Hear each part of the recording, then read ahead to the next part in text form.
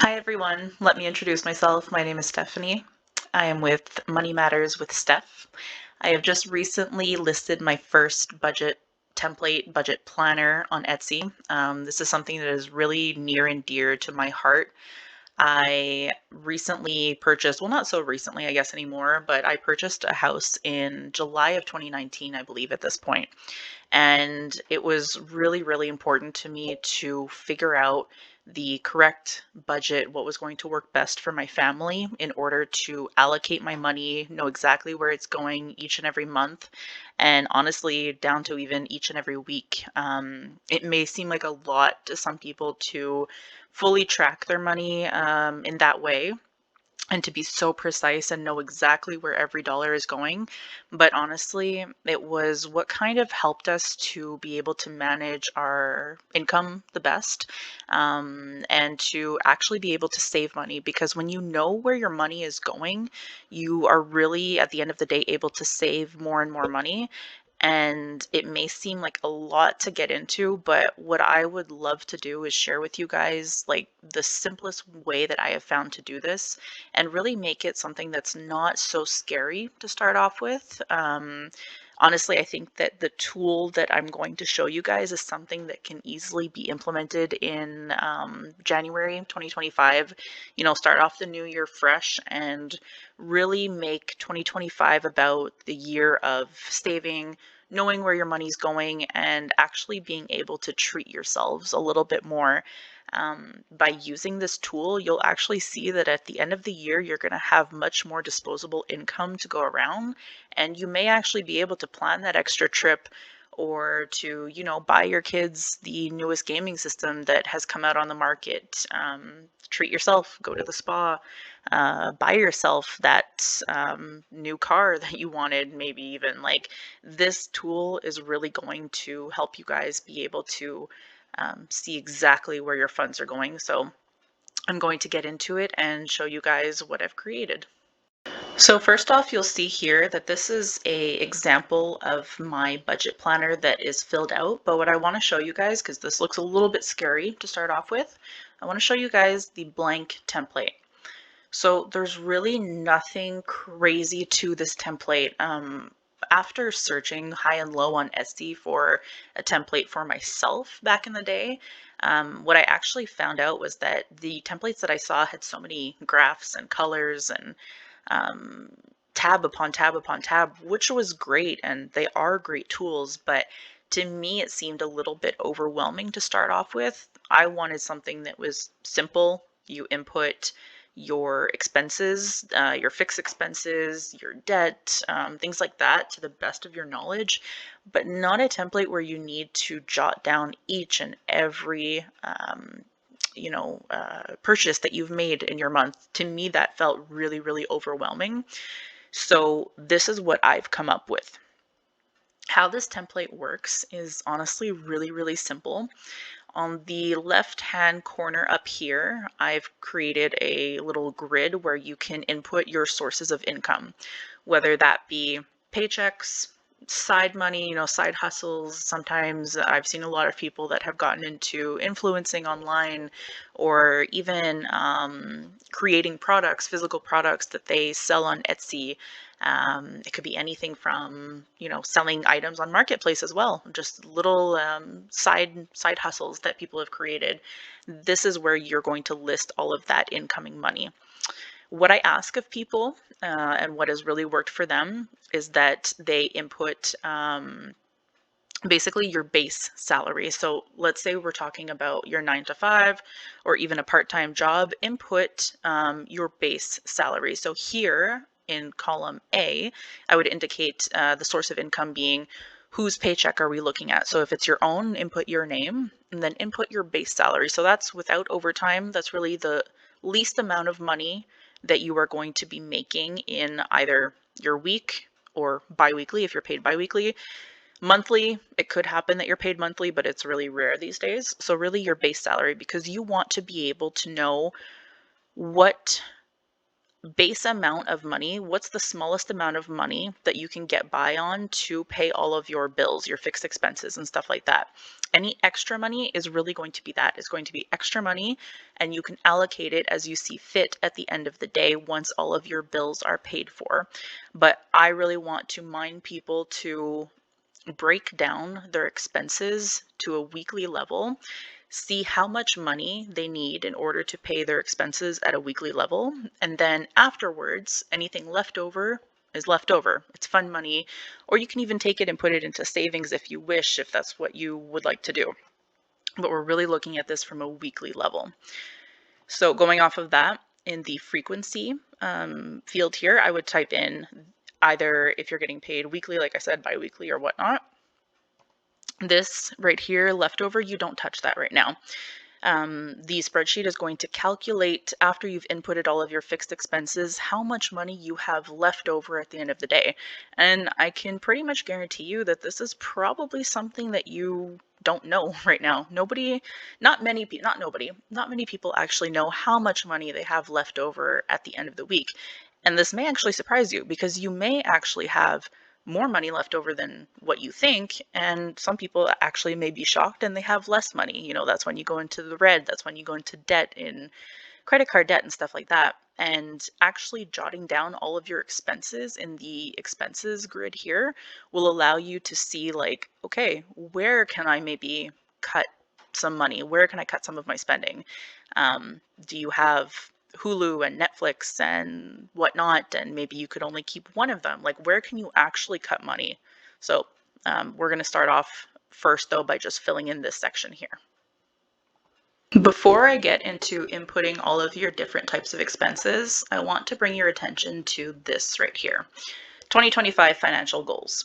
So what happens is when you download the spreadsheet, you can actually keep it, year after year after year. The concept of it doesn't change, but definitely your financial goals every year are going to change. If I'm speaking for myself, right now, one of our financial goals in my relationship is to save $4,000 for a trip to Cape Cod this summer. So on my own personal spreadsheet, that is what I've inputted, as well as some other mini goals. But if you would like to, save for your child's tuition, you can input that there. If you want to build up your emergency fund, then you can input that. But it really helps you keep an eye on your goals, because my philosophy is that you would consult this spreadsheet once a month, even several times a month, honestly, or once a year if that's what you choose to do. So if you consult it a couple of times a month or once a month, you're always going to have your eye on the prize. You're always going to come back to it and be like, yes, okay, I really have to keep myself in check. These are my financial goals. This is what I want to achieve this year. So I find this really helpful right here. Now we get to the fun part, the part that I find to be fun, honestly. At the bottom of your spreadsheet, you're going to input all of your expenses. And when I say expenses, I mean your mortgage, your rent. Those are fixed expenses. Your bills. So your bills are going to be your electric bill, your phone bill, internet, things like that. And you're also going to input your expenses. So I want you, to the best of your ability, to allocate how much money do I want to be spending towards certain things. So I'll explain. In that sense, when I say expenses, I mean, how much do you want to spend on groceries every month? How much do you want to spend on shopping? How much do you want to spend on entertainment? I want you to write those down, because we often have a tendency just to focus on what are my bills. And then once your bills are paid, then you get to the point where you're like, great, I have $500 left over, but you don't actually know you have $500 left over. And then you go on a shopping spree, and then you go put a down payment on, this new book that you want, or book is a bad example, but you know what I mean. And you'll end up in your month overspending. But by actually allocating how much do I want to spend towards a certain thing, then you'll see how much money you actually need to save each week to make that happen. And if you're over budget or under budget. So we're really going to go into great detail. But first, we're going to start off with the easy ones. So let's say we talk about rent. Actually, no. I'm going to go back to source of income. So I'm just going to say, Olivia, paycheck. Sorry, I'm typing with one hand, so it's a little bit slower. So I'm going to say that Olivia makes 2,500. Oops, 2,500 every week. So week one. I'm saying that she's week one because let's just consider that she has a spouse and her spouse is going to receive his paycheck on week two. So just for the purposes of this example, we'll use 2,500 a week from Olivia. So let's say that Olivia's rent is 1,500 weekly. I'm sorry, once again, it's going slow because I am typing with one hand. I'm going to leave the weekly breakdown for later. We'll fill that in later on. But in the account portion, what we're going to write down is the account that the payment is processed from. So let's say for Olivia, her rent is processed from her checkings. Payment method is going to be, in her case, automatic. So she has, with her mortgage lender, set up a payment automatically, so she doesn't have to think about it. Once a week, her rent, actually it said once a week, this should be monthly.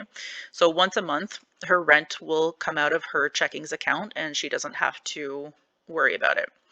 So in her case, this is not a debt because it's not a mortgage, so it's actually going to be an expense. It'll be a living expense. If you have a mortgage, then you would have a debt because you have a debt of X amount of, hundreds of thousands of dollars under your name.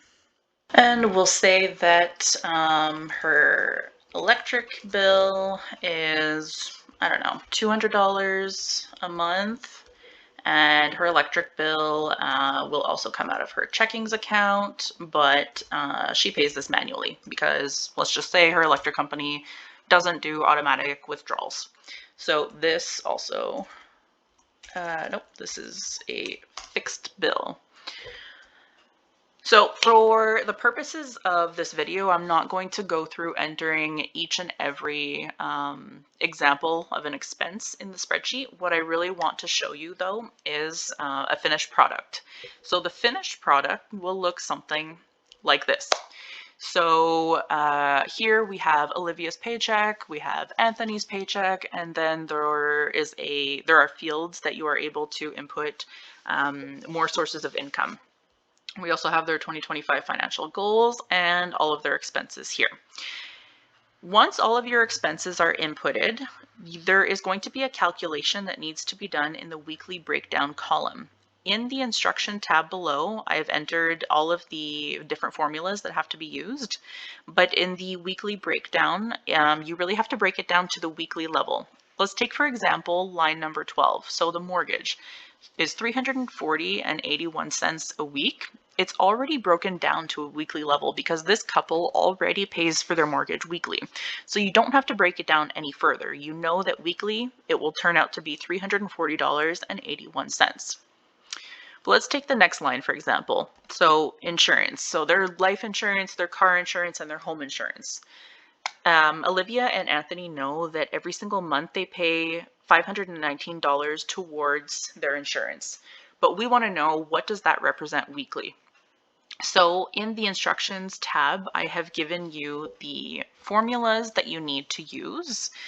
So the formula for a monthly calculation would be that you need to take, and I just put $500 here as an example. You'll be able to see that I specified this as a set amount that I'm using for the purposes of the test.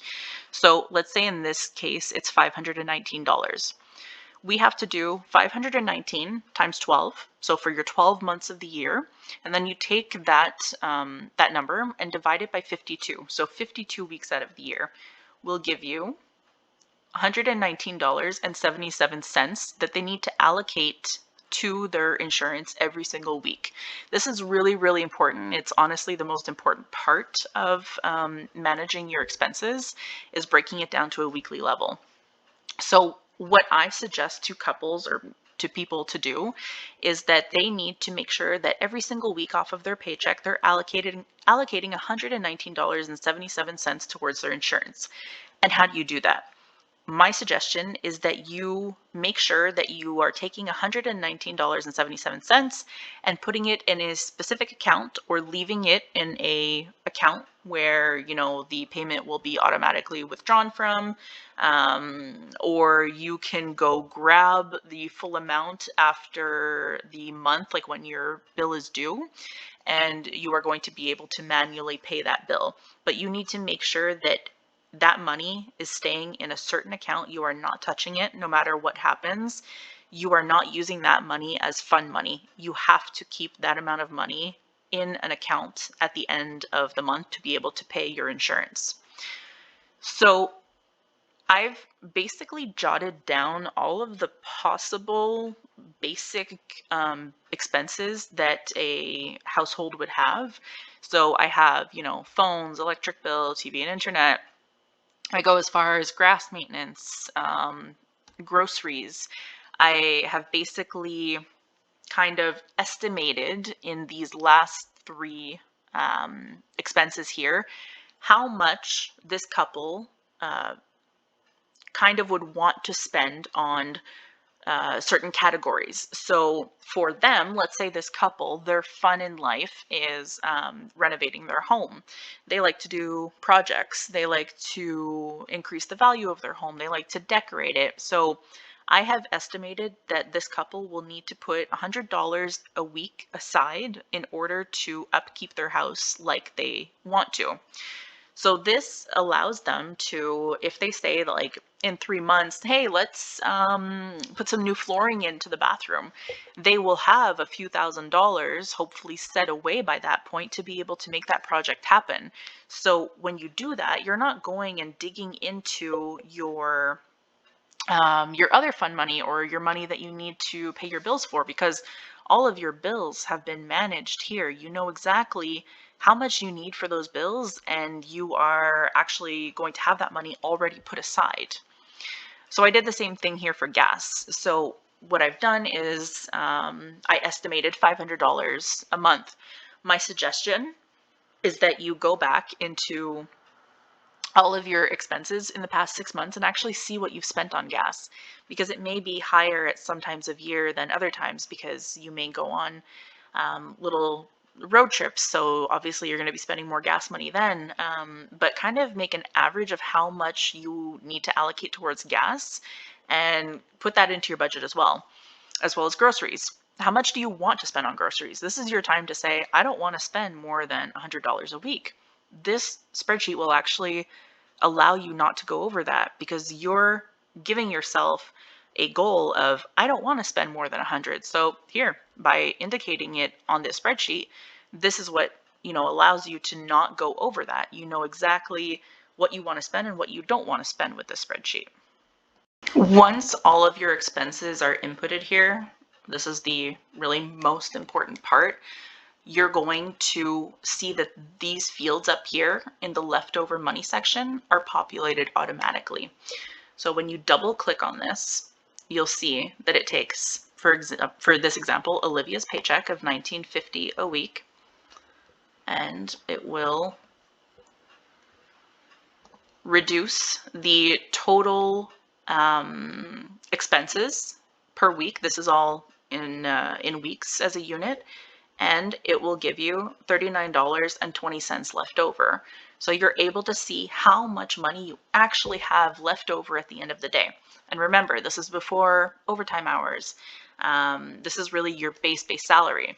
So within this spreadsheet, my suggestion is that you actually, like I did here in, I had savings, rainy day savings and retirement, you actually allocate a certain amount of money towards your savings, towards your retirement fund, so that when you see this leftover amount at the top, it's actually after your savings, because you always have to pay yourself first. Never make purchases that you won't be able to pay now and you have to pay later. You really have to pay yourself first. Like, think of your future as a debt kind of thing. Like, you need to make sure that to ensure a good future, you are able to have a set amount of money aside in case of emergencies, in case of, health emergencies, for your retirement to be able to live a comfortable life. So this couple actually, at the end of a week, has $39.20 left over during week 1, and week 2, when Anthony gets paid, they have $189.20 left over. So every 2 weeks, they have a total of $228.39 left over. At the end of the month, as a couple, they have about $500. Like, that's great. You can see exactly how much money you have left over. My suggestion to people is that this leftover money, you do with it what you want. You can either take that leftover money and you can put it into your savings account. You can put it in a coffee shop account, like $40 for coffee at the end of the day. It's fun. You can accumulate that. You can go out with some friends. You can go for drinks, whatever. You do with it what you want. But this tool is really, really great at helping you see what you actually have left over. And it's something that I guarantee that most people really don't know. So my suggestion to anybody who's interested is, download this spreadsheet. It's $9.99, and it's really going to benefit you greatly. It's a fantastic tool in helping plan your financial goals, either as an individual or as a couple, or as a single parent with kids. Like, you need to know where your money's going. You owe it to yourself to be able to know where your money's going. And as you can see, it's really, really easy. The longest part of this spreadsheet is actually just going through your expenses and seeing what you pay now and inputting them. So anything like your Netflix, your grass maintenance, your car maintenance, vacation funds, like enter your vacation funds in here so that you can plan those kinds of things. But really going through all of your bills and inputting them is the longest part.